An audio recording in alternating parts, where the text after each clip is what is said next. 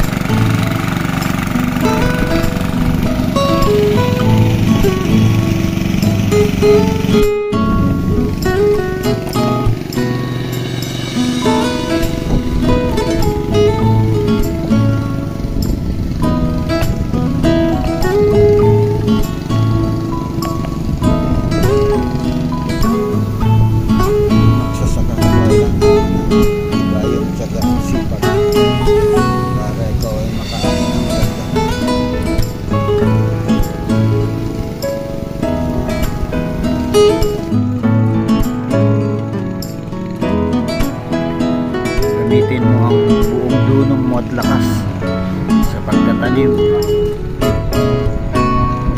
Lahat ng karunungang meron ka. Ang mga bagay na hindi mo na kaya, nagdulot ng kalamidad, ng baha, ng hangin, ng bagyo, ipagkatiwala mo sa ating Panginoon ang lahat ng bagay na yan upang ikaw ay pagpalain.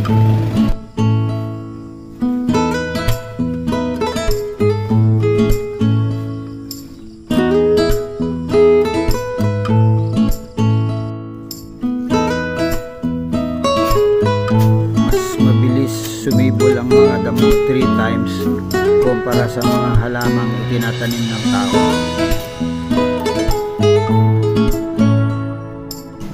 Unang araw din ng pagsabog ng palay ng punla na itatalok.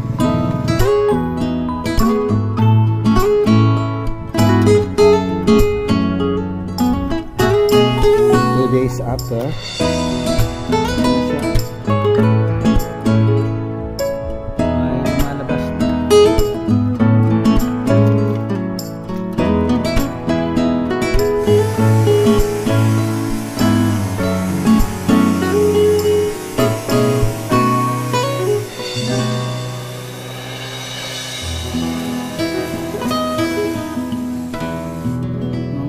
yan ang kuhol, ayan.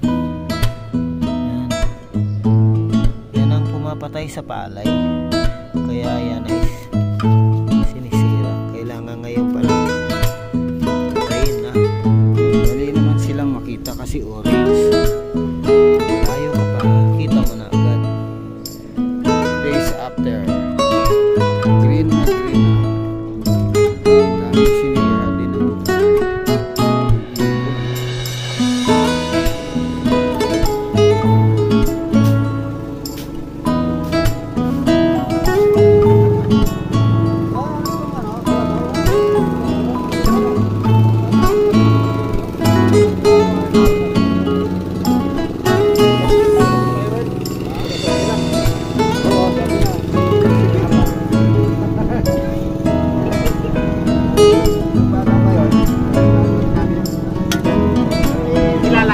kahit anong ulam masarap pag ang mga tao ay gutom at pagod.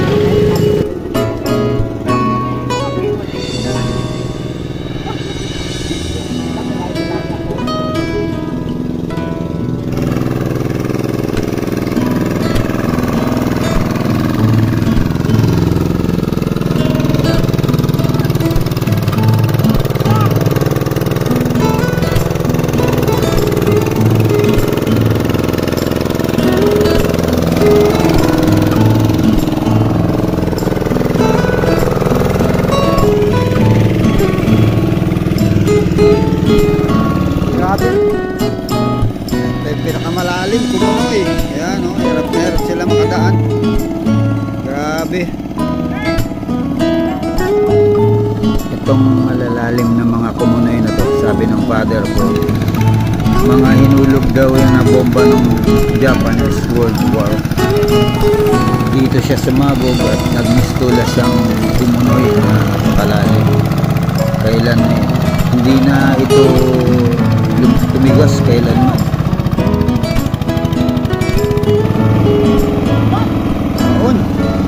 Baon, lalim.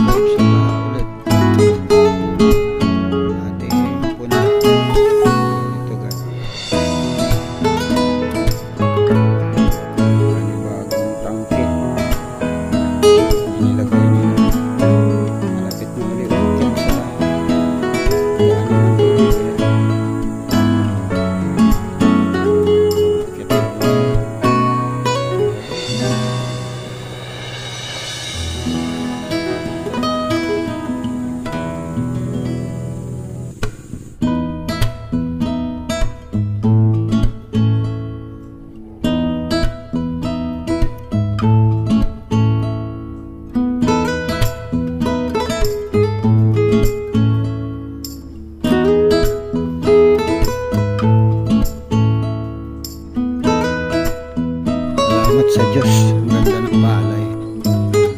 Ayan siya.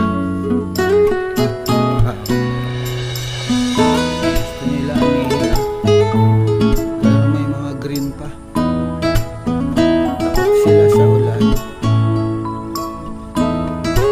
Lagi na lang pabugso-bugso.